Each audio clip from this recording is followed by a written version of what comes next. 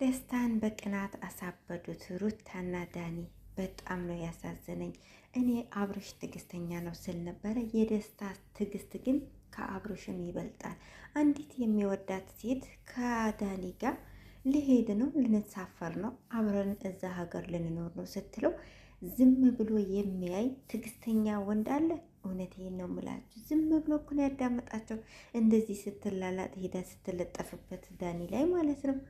እውነቴን ነው የምላችሁ። በጣም ነው ያሳዘነኝ ደስታ ማለት ነው። ከመጠን በላይ ትዕግስተኛ፣ ዝምተኛ። እኔ እንጃ ምን ልበላችሁ። እውነት በጣም ነው የገረመኝ። አሰላሙ አለይኩም ወረህመቱላሂ ወበረካቱ። ውድ ቤተሰብ እንዴት ናችሁ? ሰላም ናችሁ? አልሐምዱሊላህ እኔ ጋር ሁሉ ሰላም ነው። በያላችሁ በሰላማችሁ ብዝት ተረፍ ይበልልኝ።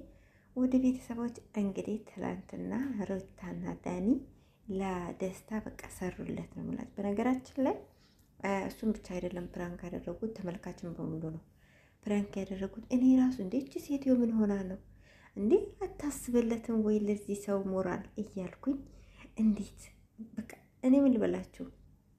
እሱ እዛው አጠገባቸው ቆሞ እኔ እናደዳለሁ እዚህ ሆኜ ማለት ነው። እሷ ሄዳ ዳኒ ላይ ልጥፍ ስትል እንዴ ምን አስባ ነው እቺ ሴትዮ?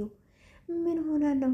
ምን እንደው ተጠናውቷት ነው እያልኩኝ ነበርና በጣም ደስ የሚለው ነገር ያው እውነት አለመሆኑ ነው። ግን መጀመሪያ የእውነት ለመናገር በጣም አሳዝኖኝ ነበረ። ማለት አብረን እንድንሄድ ነው አሉት። ደግሞ በመጨረሻ በቃ እዛ ልንኖር ነው የምንሄደው፣ እኔ ያለሁበት እንዴ እኔም አለሁበት አይደለ ሲል አሳዝነኝ። የእውነት ነው ብላችሁ እኔም አለሁበት ሲል አሳዝኖኝ ነበረና በጣም የዋህ። እኔ ብዙ ጊዜ እላለሁኝ አሁን ለምሳሌ አብርሽና ዳኒ አንድ ላይ ቢሆን ነው አብርሽና ሩታ አንድ ላይ ቢሆኑ ደስታ ይጎዳል፣ እንዲሁም ሄርሜላ ትጎዳለች የሚል ሁልጊዜ እላለሁኝ። እና ያው እውነት በጣም ነው ያሳዘነኝ የዛሬውን አይቼ። ካሁን በኋላ ደስታና ሩታ አንድ ላይ ቢሆኑ ደስ ይለኛል። የእውነት ነው የምላችሁ። በቃ ይሆናል አይደል? አሳዘነኝ የዛሬው ሁኔታውን አይቼ። ከሱ ብትለየው ከሱ ጋር ባትሆን ምናልባትም ከአብረሽ ብታረቁ በጣም ነው የሚያሳዝነኝ። ሌላ አንቺ ብዬ ሁሉ ነገር ትቼ እዚህ እየኖርኩኝ እኔ አንቺን አላዝናናሽ ብዬ ነው ወይ? በጣም ነው ያሳዘነኝ እውነት ለመናገር። እና ሩታ ደግሞ እውነት የተመታች ናትና እኔ እንጃ በዚህ ደረጃ በዚህ ልክም እሱ ግን ስለሚያምናት ያው እንግዲህ ታውቃላችሁ ጓደኛሞች ናቸው። እኔ የወንድ ጓደኛ የሚባል አላቅም፣ ግን ደግሞ ያው እነሱ ጓደኛሞች ናቸው። እሱ ጓደኛዋ ስለሆነ ጓደኛዬ ነው ስለምትለው ሲጀመር ሩታ የሴት ጓደኛ አላት እንዴ? ሁልጊዜ አብርሽ ማን ነው? ሁልጊዜ ዳኒ ነው ጓደኛዋ፣ እኔ እንደማውቀው ማለት ነው።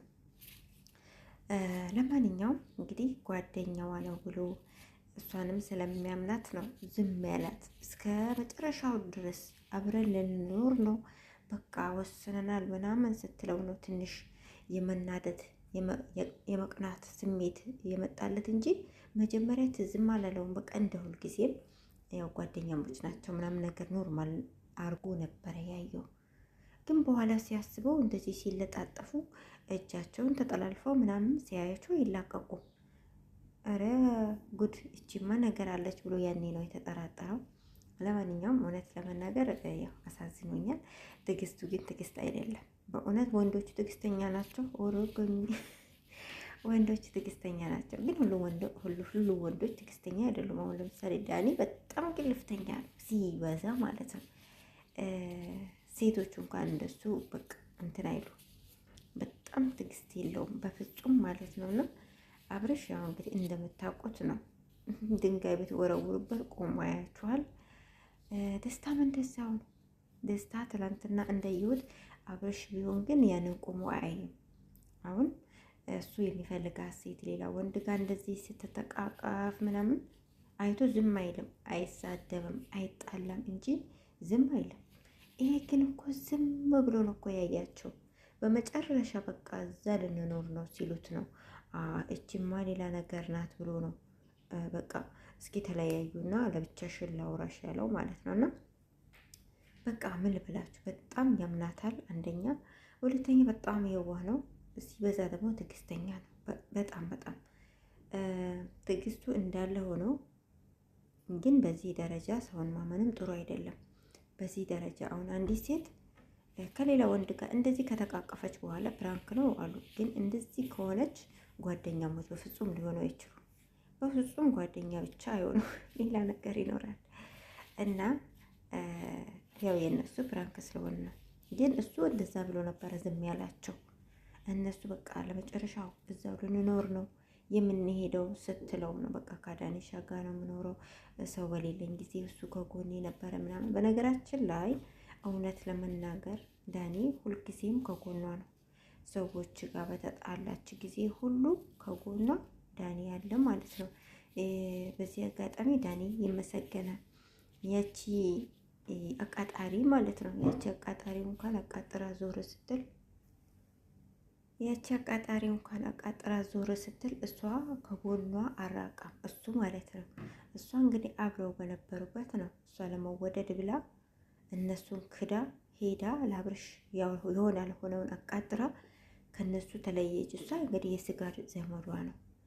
ይሄ ግን ባዳም ቢሆን ጓደኛዋ ስለሆነ ጓደኝነቱን አጥብቆ ምስጢሩን ጠብቆ ከጎኗ ሁልጊዜ የሚኖር ዳኒ ነው። እውነት በጣም በጣም ጥሩ ሰው ነው። በዚህ ሊመሰገን ይገባል ማለት ነው። ምክንያቱም ሰዎች ወረተኛ ሲሆኑ የሆነ ሰዓት ላይ ሰው ካጠገባችሁ ከጎናችሁ ግርግር ሲል የሆነ በቃ በግርግር ሰዓት አስመስሎ የሆነ ሰዓት ላይ ጥሏችሁ ላሽ የሚል ሰው እንግዲህ ያርቅልን ነው።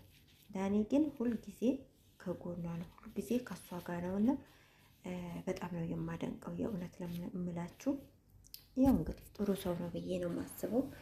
አንዳንድ ሰዎች ያው አብራችሁ በጥሩ ሰዓት ያወራችሁትን ምስጢር ምናምን ሄደው ለዛ ሰው ዝርግፍ የሚያደርጉ ከዛ ሰው ጋር ለመወደድ ከዛ ሰው ጋር ወዳጅነት ለማፍራት ብለው የሚያደርጉት ብዙ ነገር አለና እንዳያችሁት ሜሪ ልክ ሜሪ እንዳደረገችው ማለት ነው። ከአብርሽ ጋር ለመታረቅ ብላ ይኸው ከነሱ ሄዳ እነሱ ናቸው ብላ እነሱን በጣም በሚገርም ሁኔታ የውርደቷ ውርደት የቅሌቷ ቅሌት ደግሞ እነሱ አልነበሩበትም በጉዳዩ ላይ ማለት ነው። እነሱ ሲነጋገሩ ስለሷ አየው አለች። እነሱ ግን አብርሽ እሷን አምኖ እስር ቤት አስገባቸው። በኋላ ግን ሄርሜላ ምንድን ነው ያለችው? አርግዛ በራሷ ጉዳይ ላይ የጠፋችው። አስቡት፣ ምንም በሌለበት አውርታ ውሸት፣ ቅጥፈት በጓደኛዋ በዘመዷ ላይ ይህን ሁላ ፈጠራ ፈጥራ ከነሱ ጋር ለመታረቅ ብቻ ስትል ማለት ነው። እንደዚህ አይነት አስመሳይ ጓደኛ ይሁን ዘመድ ምንም አይሰራላችሁ። እውነት በጣም በጣም ይደብራል። ከእንደዚህ አይነት ጓደኛ ይጠብቃችሁ ነው ብላችሁ ሌላ ምንም ምላችሁ ነገር የለም ማለት ነው። ቤተሰብ እንግዲህ በያላችሁበት ሰላማችሁ ብዝት ይበል። ውድ ቤተሰብ እናንተስ ምን ትላላችሁ? ደስታ አላሳዘናችሁ? ምን ተሰማችሁ? እናንተስ ብትሆኑ ምን ታረጋላችሁ? እናንተ ብትሆኑ ምን ታረጋላችሁማ አይባልም እንግዲህ ዘላችሁ ነው የምትባጨቁት። ለማንኛውም እስካሁን ለነበረ ቆይታ ከልብ አመሰግናለሁ። ሰላም ሁኑልኝ።